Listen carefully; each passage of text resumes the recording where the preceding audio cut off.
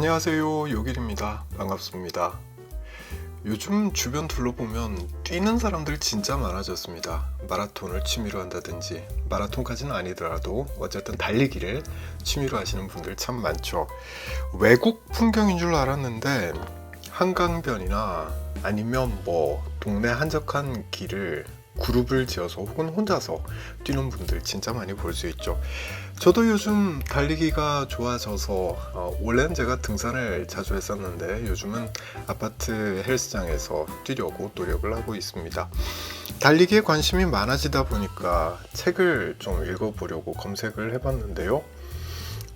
이분이 마라톤에 대한 책을 썼다고? 네, 이런 생각을 하게끔 하는 책이 있었습니다. 안철수 의원이 쓴 책이에요. 내가 달리기를 하며 배운 것들이라는 제목이고요. 2019년 10월에 출간했습니다. 여기 마라톤에 대한 아주 재밌는 내용들이 많이 담겨 있더라고요. 특히 여성의 마라톤 참여가 예전엔 금지됐었다라는 사실 알 수 있었고요. 또 인간은 원래 뛰는 동물이라는 내용도 아주 재밌게 읽었습니다. 안철수 의원이 쓴 책이라서 왠지 정치 이야기를 좀 해야 될 것만 같은데 오늘은 안 할 거고요. 이 책에서 무척 흥미로웠던 점들에 대해서만 이야기를 좀 해보도록 하겠습니다.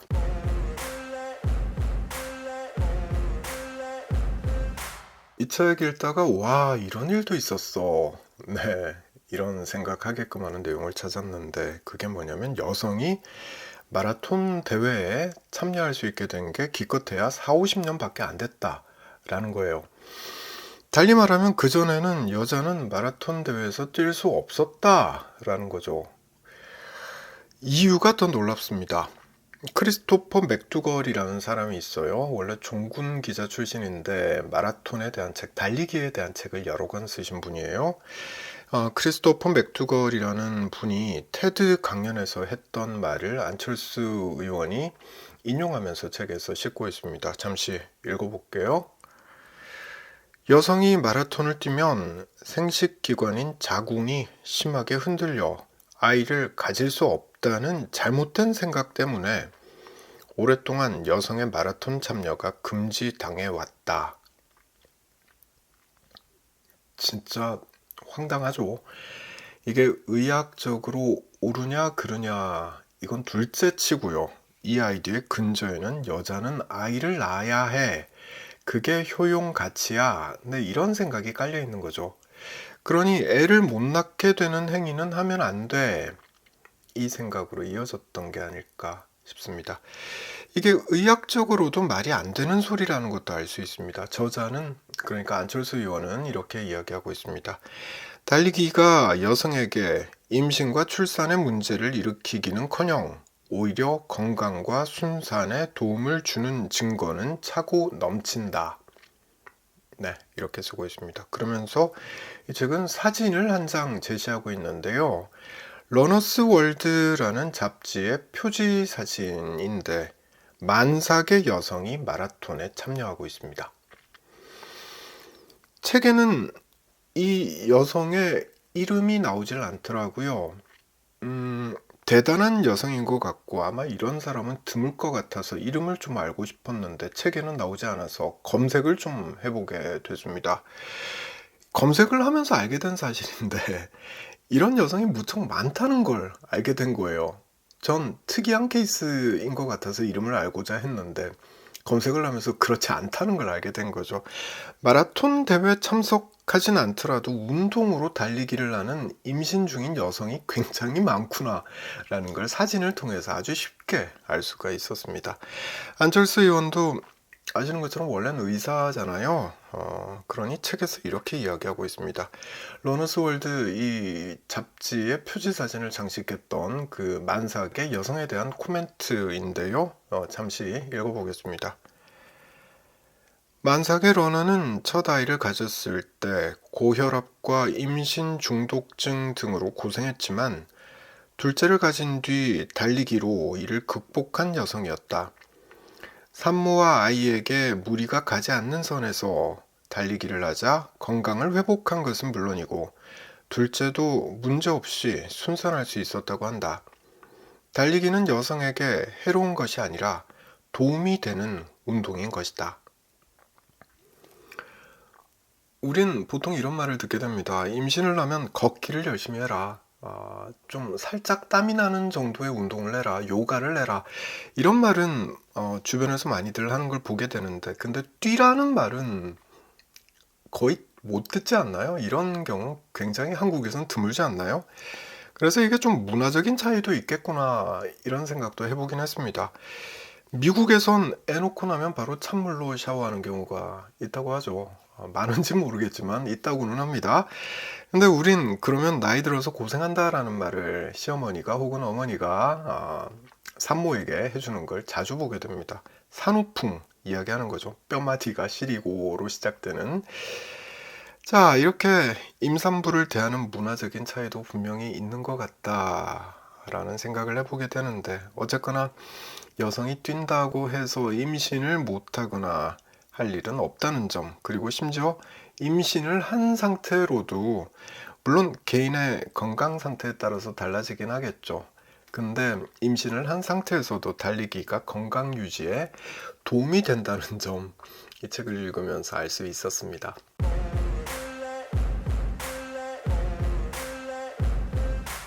성차별이 마라톤에도 있었다라는 이야기를 앞에서 잠시 했습니다. 좀 더 들어가 보겠습니다. 마라톤 대회에 처음으로 참석한 여성들이 있었을 거잖아요. 그 이야기를 좀 해볼 텐데요. 처음엔 참가하는 것 자체가 힘들었겠죠. 그렇습니다. 대표적인 사례로 이 책은 캐서린 스위처라는 여성을 이야기하고 있습니다. 1967년이었고요. 미국 보스턴 마라톤 대회입니다. 당시 이 여성은 시라큐스 대학에서 저널리즘을 전공하고 있던 학생이었습니다. 이 여성은 이 마라톤에 참석하기 위해서 일종의 편법을 사용했습니다. 자기 이름을 그대로 쓰면은 여자라는 게 들통날 거기 때문에 자기 이름에 이니셜만 써서 등록을 했던 거예요. 그리고 등번호 261번을 받아냅니다. 이 등번호를 달고 마라톤을 뛰기 시작한 거죠. 근데 뛰다 보면 옆에서 뛰는 사람이 여자네? 라는 걸 금방 알아챌 수 있을 거잖아요. 그래서 달리는 내내 방해를 참 많이 받았다라고 이야기하고 있습니다. 무슨 방해를 받았을까 좀 궁금해져서 기사를 검색을 좀 해봤는데요. 당시 상황이 나오더라고요. 출발 후 몇 킬로미터 가지도 못했는데 봉변을 당했다라는 거예요. 감독관을 포함해서 덩치 큰 여러 남성들이 달려와서 이 여성의 등에 붙어있던 그 출전 번호표, 등번호 261번 이 번호표를 찢으려고 했다는 거예요. 또 목덜미를 심하게 낚아채는 통에 비명을 질렀다. 이런 내용도 나옵니다. 이런 장면들은 고스란히 카메라 앵글에 담겼습니다. 그리고 훗날 여성의 스포츠 참여에 대한 편견을 상징하는 사진으로 남아있죠. 이런 난관에도 더 놀라운 점은 이 여성이 마라톤을 완주해냈다는 거고요. 기록이 4시간 20분이더라고요. 대단하지 않습니까? 이거 뭐 마라톤 하시는 분들은 별거 아니야 할 수도 있겠지만 저는 진짜 대단하다 싶더라고요. 제가 아파트 헬스장에서 러닝머신을 뛰면 1시간 동안 한 5km 정도를 걷다가 뛰다가 하게 됩니다. 이 속도로는 마라톤 풀코스를 뛰기 위해서 필요한 시간이 무려 8시간입니다. 근데 이 여성 같은 경우는 4시간 20분 만에 풀코스를 완주했다는 거죠. 그러니까 저한테는 이 기록은 넘사벽인 거죠. 자, 어쨌거나 완주를 했지만 대회 주최 측은 캐서린 스위처 씨를 실격 처리해버립니다. 저자는, 그러니까 안철수 의원은 책에서 이렇게 썼습니다. 세계에서 가장 전통 깊은 마라톤 대회, 오랜 역사와 권위를 자랑하는 국제대회라는 곳에서 일어난 현실이었다. 그래요. 이땐 그랬습니다. 다만 긍정적인 점도 찾아볼 수 있었습니다. 이 사건이 여기저기 알려지기 시작했고요. 그러다 보니까 여성의 마라톤 참여 논의가 본격화되는 계기가 됐다라는 점을 알 수 있었습니다. 그나마 긍정적인 면이죠. 그리고 딱 50년 뒤, 그러니까 2017년 4월인데요. 50년 뒤 캐서린 스위처 씨는 이제 할머니가 돼 있죠. 이 할머니가 50년 전에 착용했던 그 등번호 261번 그 등번호를 달고 그 마라톤 대회를 다시 뛰게 됩니다. 50년 뒤에. 자, 좀 전에 소개해드렸던 그 기사에는 이런 내용이 들어있습니다. 이번에는 그녀의 레이스를 저지하는 사람이 아무도 없었다. 보스턴 마라톤 조직위원회는 스위처 씨의 업적을 기억하기 위해서 등번호 261번을 영구 결번으로 남기기로 했다고 한다. 자, 그리고 스위처 씨는 이렇게 말했다고 합니다. 내가 그렇게 하지 않았다면, 그러니까 살짝 편법을 써서 그 마라톤 대회에 참석하지 않았다면 이 말이 되는 거죠. 내가 그렇게 하지 않았다면 아무도 여성이 그런 먼 거리를 뛸 수 있을 거라고 믿지 않았을 것이다. 네, 진짜 맞는 말이죠. 스위처 씨 덕분에 1972년부터 보스턴 마라톤 대회에 여성이 출전하는 길이 열렸다고 하고요. 이어서 1984년에 여자 마라톤이 올림픽 정식 종목으로 채택됐습니다. 혼자 이룬 업적은 아니겠죠. 하지만 큰 기여를 한 것은 분명한 사실인 것 같습니다. 스위처 씨가 큰 기여를 한 건 맞는 거죠. 이런 분이 여권 신장에 기여한 바는 정말 말로는 다 표현할 수 없을 거라고 생각해 보게 됩니다.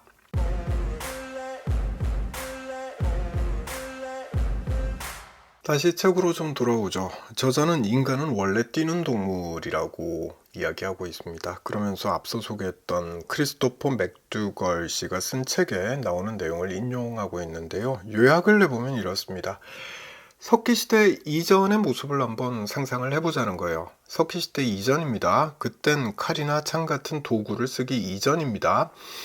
그때도 사냥을 했을 거잖아요. 동물을 잡아서 먹었겠죠. 그땐 사람들이 어떻게 짐승을 잡아먹었을까? 그 모습을 한번 상상을 해보자는 거죠. 힘도 약하죠, 사람은. 또 가죽이 튼튼해서 피부를 보호할 수 있는 것도 아니었고요. 게다가 속도도 느렸습니다. 그렇죠? 그러니 어떻게 짐승을 사냥할 수 있었을까? 궁금하잖아요.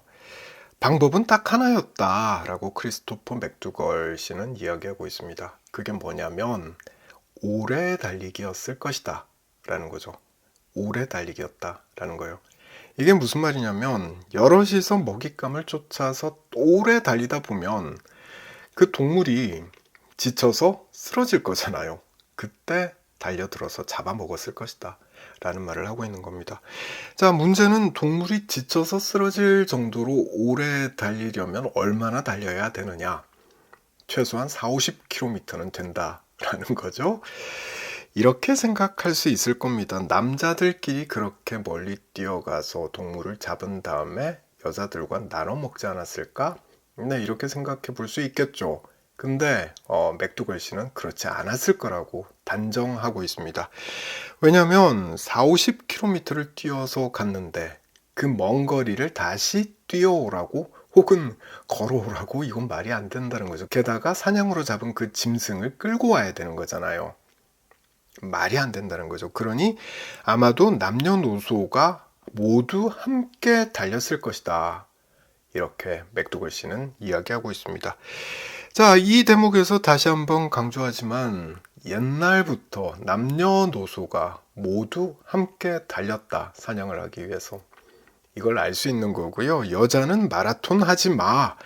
네, 이런 건 진짜 말이 안 된다는 거. 이건 선사시대 이전에 우리 인류가 어떻게 살고 있었는지를 보면 알 수 있다는 거. 이 책을 보면 깨닫게 됩니다. 자, 다시 현재 시점으로 돌아와서 저자, 그러니까 안철수 의원이 책에 쓴 내용을 잠시 읽어보도록 하겠습니다. 여성이 공식적으로 마라톤에 참여할 수 있었던 첫 대회가 1970년대에 열렸다는 것을 감안해 보면 불과 40여 년 만에 여성 러너들이 이룬 쾌거는 상당히 놀랍다. 단거리 달리기의 경우는 남자 선수들의 기록이 훨씬 빠르기는 하지만 장거리 달리기는 남성과 여성의 기록 차이가 고작 10여 분밖에 되지 않는다. 남녀노소 모두 함께 장거리 달리기를 하며 생존했던 옛 인류의 이야기는 진짜 사실이었던 것이다. 네, 남녀 모두가 차별 없이 함께 할 수 있는 운동이 달리기이고요. 사실 달리기는 인간이 태고적부터 생존하기 위해서 모두가 해왔던 행동이라는 거 알 수 있습니다.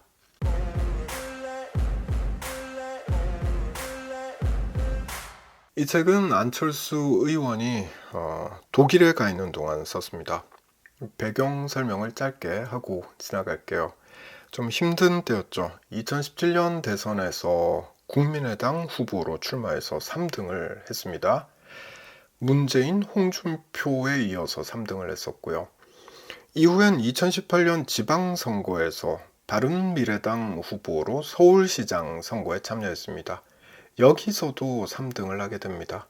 박원순, 김문수, 그리고 안철수였죠. 김문수 후보에게도 졌다는 게 굉장히 충격적이었죠. 이 상황에서 안철수 의원은 정치 일선에서 물러나기로 하고 독일로 향했던 거죠. 그리고는 독일과 미국에서 체류하다가 21대 총선을 앞두고 2020년 1월에 서울에 돌아오게 됩니다. 그 직전인 2019년 10월에 이 책을 출간했던 거죠. 그러니 책에는 당연히 문장 여기저기에 속상함이 묻어나고요. 또 당연히 앞으로의 각오도 읽을 수가 있습니다. 젊은 시절의 안철수, 이미지가 진짜 좋았죠. 그 젊은 시절의 안철수를 제가 너무나 좋아했었습니다. 그래서 정치인이 된 이후의 안철수는 상당히 실망스러운 점도 많은데요. 아마 많이들 이런 감정을 가지고 계시리라 생각합니다. 오늘 영상에서 이 이야기를 하고자 했던 건 아니고요. 이 책 보면서 이거 하나는 알겠다. 진짜 안철수에 대해서 이거 하나는 알겠다 싶은 게 있습니다. 그것만 이야기하고 오늘 영상 마치겠습니다. 이 사람 진짜 마라톤의 진심이구나 라는 거 알 수 있었습니다. 여러 차례 풀코스를 뛰었고요. 뛸 때마다 사진과 참여 증서 그리고 메달을 보여주고 있습니다. 힘들 때 마라톤을 하면서 스스로를 위로하고 용기를 얻었다라는 거 책을 보면서 알 수 있었고요. 마라톤은 우리가 보통 인내 경기라고 이야기하게 되고 그래서 인생에 비유하곤 하죠.